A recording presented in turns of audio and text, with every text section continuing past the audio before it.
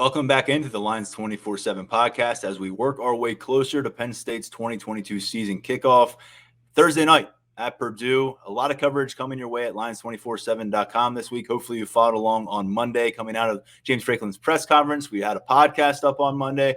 We had a bunch of stories up about competition and battles being determined. And additionally, we're on the practice field Monday evening. So if you missed any of that, go to Lions247.com and check it out. As promised, today's episode is going to center on the Purdue Boilermakers, the week one foe for these Nittany Lions. And to get a long and detailed perspective on this opponent, we turned to Mike Carmin, who's covered Purdue for some time with the Lafayette Journal and Courier out there. Local beat guy.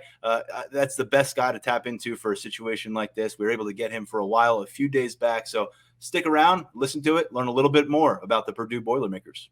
Let's learn a lot more about this Boilermakers football team by speaking with Purdue beat reporter Mike Carmin, who was kind enough to join us here. It's a busy time covering your own team, so coming on our podcast and talking about the group he's covering is very much appreciated. Part of the USA Today network with the Journal and Courier. And Mike, first things first, obviously you and I, we both want to see what this team looks like when the lights come on, but I'm always curious to hear what are the vibes around preseason practice, the way a team is coming together, the way things are kind of evolving coming out of preseason. What do you think about the Boilermakers that maybe is a little different than you thought about them entering August?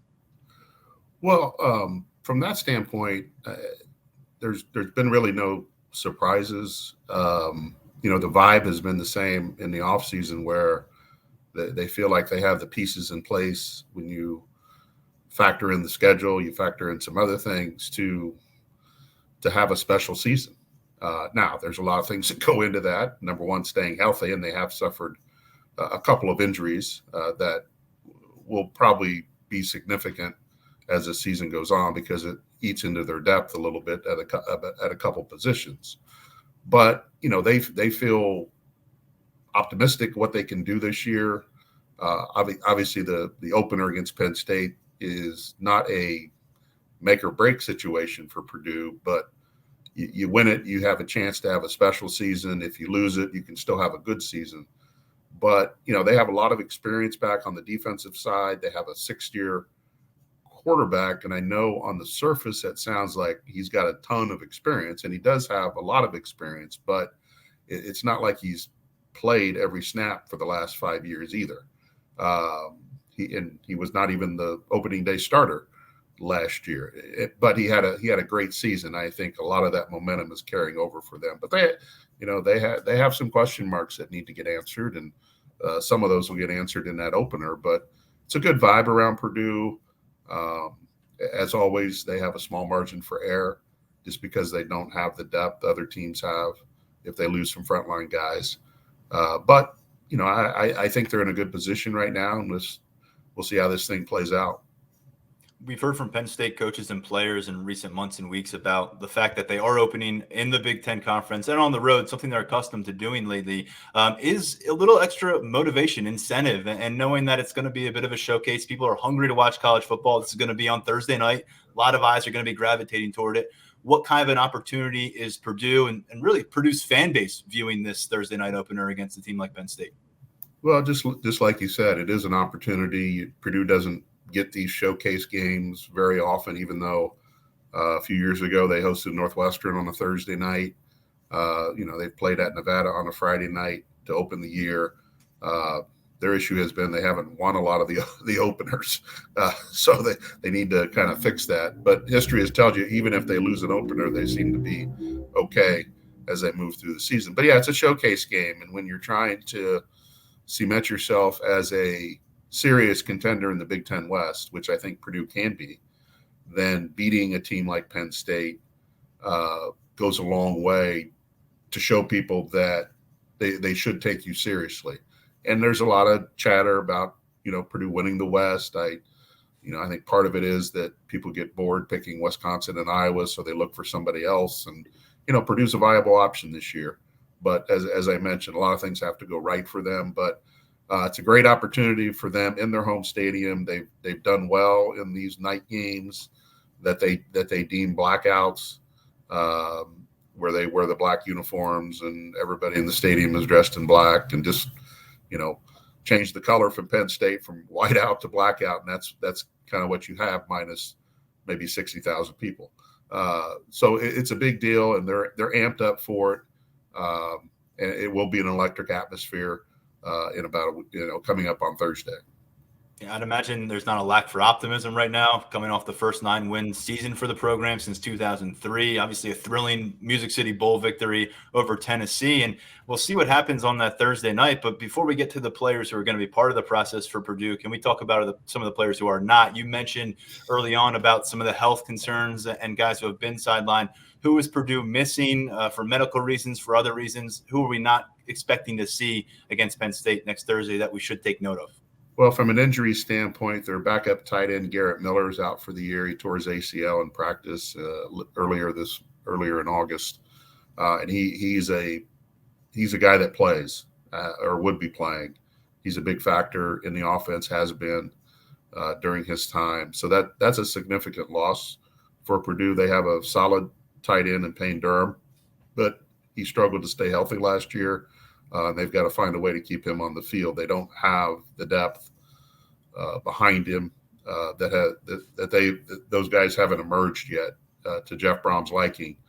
So that's an area of concern, just how much snap weight you're going to put on Payne Durham, not only in this first game but throughout the year. They're going to need some other guys to step up.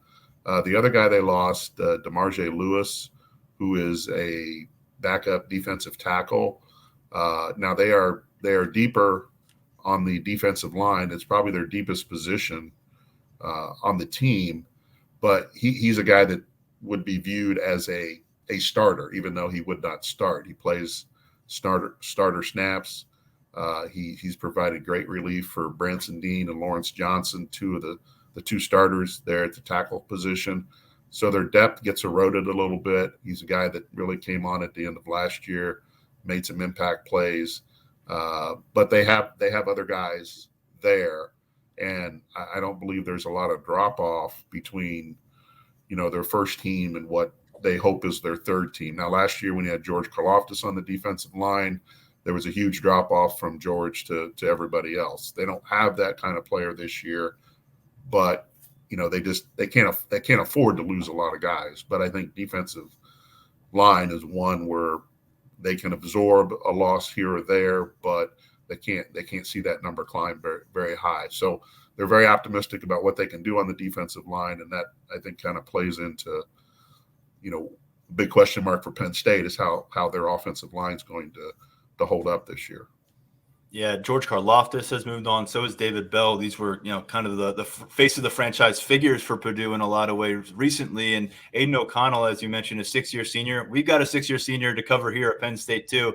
Takes a little bit of the drama away when you're not covering a quarterback competition. But obviously, to your point, or to what I just said, David Bell is no longer there to play fetch with. And is Aiden O'Connell a guy who's going to bring this offense up with him? What's the read on what a 6th year with him could look like for this offense? Well, they don't have the NFL ready-made receiver that they've had in the past with David Bell and Rondell Moore. Now they've brought in 2 Iowa transfers, Tyrone Tracy and Charlie Jones, who will probably end up being their top receivers when we get to the end of the year. But coming into the year, you don't have that bona fide guy that's going to get drafted like they had with David and then Rondell. And they would have had one with Milton Wright, but he's academically ineligible. So that was a blow. I think they have a good group of receivers, but who's the guy that's going to bail Aiden out on a 3rd and 6? Who's the can he thread the needle with one of these guys and know that he's going to make the play like David Bell did? You could throw it up and David Bell was going to find a way to make the play. So there's some questions there, who those guys are going to be. But, through 5 years, you're pretty confident Jeff Brom's going to figure out a way to get the ball in the right players' hands. And I think early on, that's going to be Charlie Jones and Tyrone Tracy. Tyrone's going to play some running back as well. They have some other receivers that were kind of waiting in the wings last year. Brock Thompson had surgery on both legs, put rods in both legs in the offseason. I expect him to play on Thursday, but he's been in and out of practice a whole lot during August. And then they've had other guys who've just kind of been injured and not had a chance. Marshawn Rice is one of those guys, big, tall, good-looking receiver, but just hasn't been able to stay healthy. So they have some options there, but they don't have that one guy that maybe that you don't game plan around, where last year you game planned around David Bell, or at least you tried to. So I would expect teams, at least early on, just probably to play him straight up and just kind of force Purdue to make some plays. Last season, O'Connell completed nearly 72% of his passes, almost 3,800 yards through the air, 28 touchdowns versus 11 interceptions. He's played quite a bit of football for Purdue. Like you said, he hasn't been a 5-year starter to this point, but you've got a pretty good indication of who he is as a quarterback. What don't you know? What are you curious to know about Aiden O'Connell in 2022? Well, has he improved his athleticism to be able to escape the pocket a little bit better? He's never going to be a great athlete in that regard, but he's done a lot of work with foot agility and being able to slide and make quicker decisions. But at the end of the day, you are who you are from an athletic standpoint. Either you're going to be a blazer and a burner, or you're not. His arm strength has been there since he came on campus. His decision making has been solid. There's not really a lot of unanswered questions with him going into this year. Probably the biggest one is, how does he continue to perform without that NFL caliber guy in the lineup? And can he raise the level of this receiving group, as opposed to maybe some of the receivers in the past raising the level of the offense based on their ability to make plays? So it would help if Purdue gets a little bit of a running game going. That's been a sore point the last few years. But Aiden he's a high completion percentage guy. I don't see that changing. He's kind of grown into a leader. He's now married. So there's another level of maturity there that has to kick in. So I think he'll have another good year. You referenced the running game and not a strong suit for Purdue of late. I think 3 years in a row they've finished last in the Big Ten in yards per game on the ground. Last year we talked a lot about Penn State struggles there. They averaged 107 yards per game on the ground, 3.2 per carry. Purdue was behind them at 14th in the conference, 84 rushing yards per game, 2.8 per carry. They won 9 games, and you look at those numbers, and it's hard to kind of marry those two. Is this just basically the way Purdue is willing to operate its business? And do you think that's sustainable? What should we be looking for if they try to get something going on the ground week 1? Well, it has been sustainable for Purdue. That they are not only under Jeff Brom, but through their history, they've been a pass-first program. Running the ball has not been the priority. They've never had the infrastructure, in my opinion, to be a bruising running team like you see across the Big Ten. They don't recruit offensive linemen at that level. So that's just not who they've been, nor who do they want to be that. They want to be throw the ball around, be known for quarterbacks. The way to measure Purdue's running game is not by total yards, not by yards per carry. It's how do they function? How much success do they get in short yardage situations? What are their numbers? 3rd and 1, 3rd and 2, 4th and 1.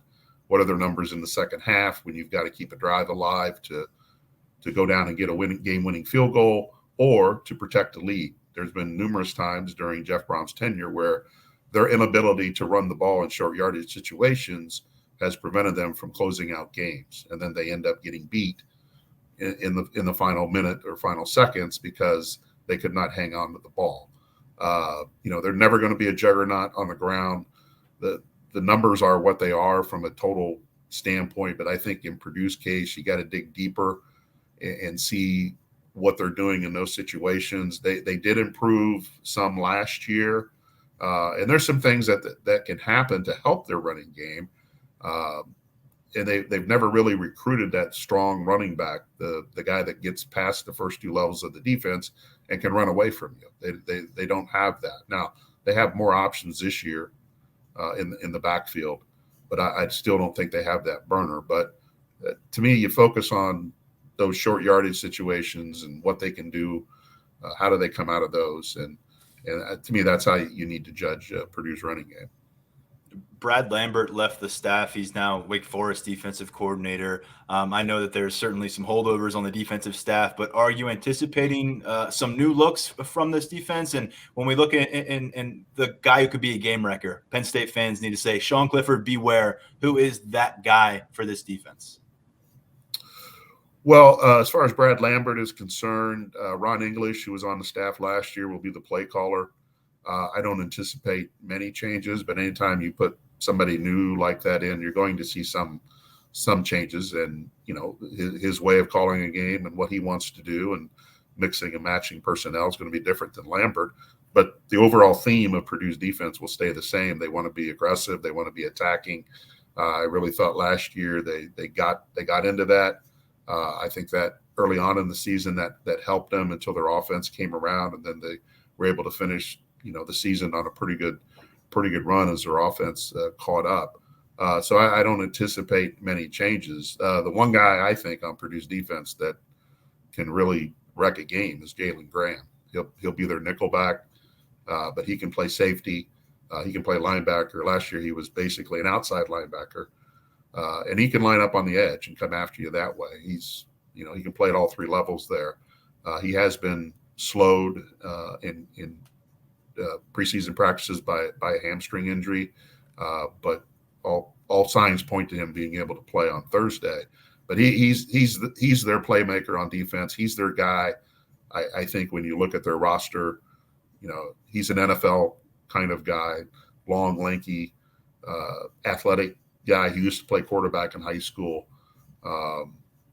Interesting about Purdue, they have like 3 quarterbacks in their secondary, guys that play quarterback in high school, and 3 of them are in the secondary. But Jalen Graham's the guy. Corey Trice would be the other guy that he's a cornerback that looks the part, has played well. He was injured most of last year with an ankle injury and an ACL injury, but he has slowly worked his way back into camp too. But Jalen Graham has always been the guy that I look to on this defense to really cause some havoc.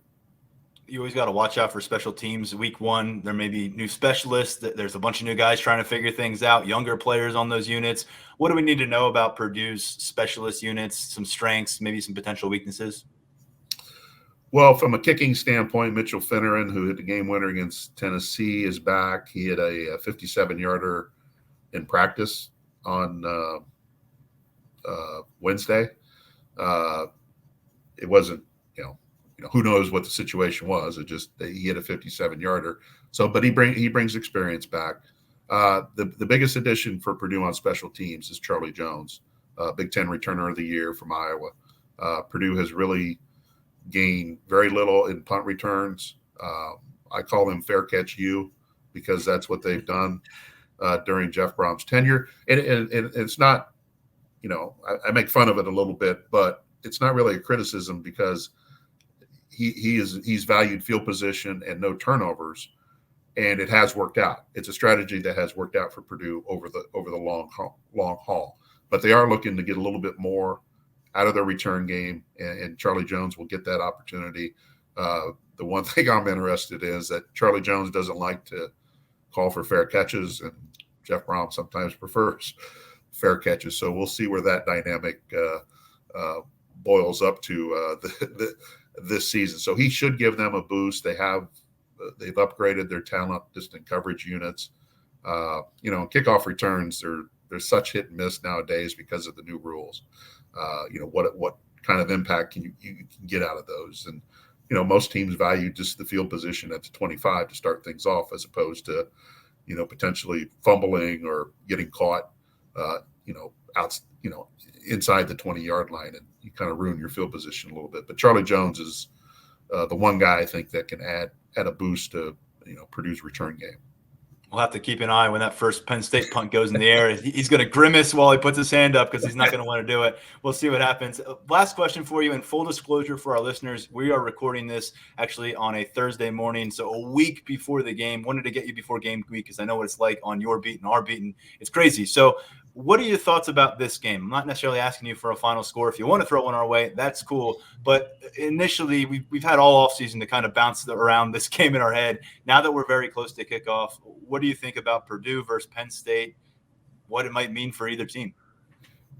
Well, from Purdue's standpoint, as we talked about earlier, this the showcase game, an opportunity to push your program in the spotlight against a brand name program that, quite frankly, Purdue has struggled with in its history. You go back when they started the Big Ten. The one area where they have dominated Purdue over the years has been at the line of scrimmage on both sides of the ball. You can go back to the 2019 game at Beaver Stadium where Penn State sacked Jack Plummer, the quarterback, 10 times, and Purdue ended up with negative 1,000 yards rushing or whatever it was. For Purdue to win this game, they're going to have to win the line of scrimmage battles on both sides. They're going to have to keep Penn State's defensive line out of the backfield, and they're going to have to shut down their running game and not let their offensive line take control. And that's easier said than done. It's just the history tells you that that's not a strength of Purdue. It's been a strength of Penn State, and they impose its will on Purdue in that regard. And I know they've had some struggles on the offensive line, and I know they're not where they want to be from an offensive line standpoint. But Purdue, clearly, I think they need to win those battles to have a chance. I think they'll figure out a way to generate some plays through the air, get their offense going. But to me, that's the huge key for this game is just what can Purdue do to handle the defensive line and the offensive lines. It's interesting because the last time Penn State was here, I believe it was 2016. I think they scored 64 points on Purdue, which is a Ross-Ade Stadium record. And then the next day that Darrell Hazel was fired. that has led to Jeff Braun now being here, starting his 6th year. So I don't know if there's anything to that, but when you're sitting around in the summer, you think about weird things like that. But anyway, that's kind of where I'm at on this. I think Purdue has enough weapons to push the ball up and down the field a little bit, but can they hold up in the trenches? And that's going to be something I think is going to be very important to watch. We'll see. Significant opportunity for a couple programs that I think view themselves as top 25 material, but aren't listed that way entering the season. Mike Carmin does a fantastic job covering the Boilermakers for the Journal and Courier in Lafayette with part of the USA Today network. Mike, we really appreciate it, and we'll see what happens next Thursday night, but it's nice to get back to watching live action football. I know you're excited as well. All right. Thanks for having me. Appreciate it. Just want to thank Mike Carmin one more time for giving us his perspective on Purdue. We got to get back to work here on Penn State coverage. We're going to return with another podcast on Wednesday. Reminder, we're back to our 4 episodes a week format with games back underway. It'll be kind of normal next week with the Saturday matchup. But here we are, Monday, Tuesday, Wednesday. We're back again Thursday night with a post-game podcast. You may check that out on Friday morning if you're asleep a little bit earlier. But we're back in full swing. We hope you're enjoying the coverage at Lions247.com. Between now and the end of the week, make sure you check out that deal, 75% off a VIP subscription to get access to Penn State inside information, recruiting news all year round, and, of course, tap into our mighty 24/7 Sports Network, all for 75% out just this week for Week 1 Penn State kickoff deal. For Lance Glynn, our producer, for Mike Carmin, covers Purdue, I'm Tyler Donohue. Thanks to everyone for listening to the Lions247 podcast.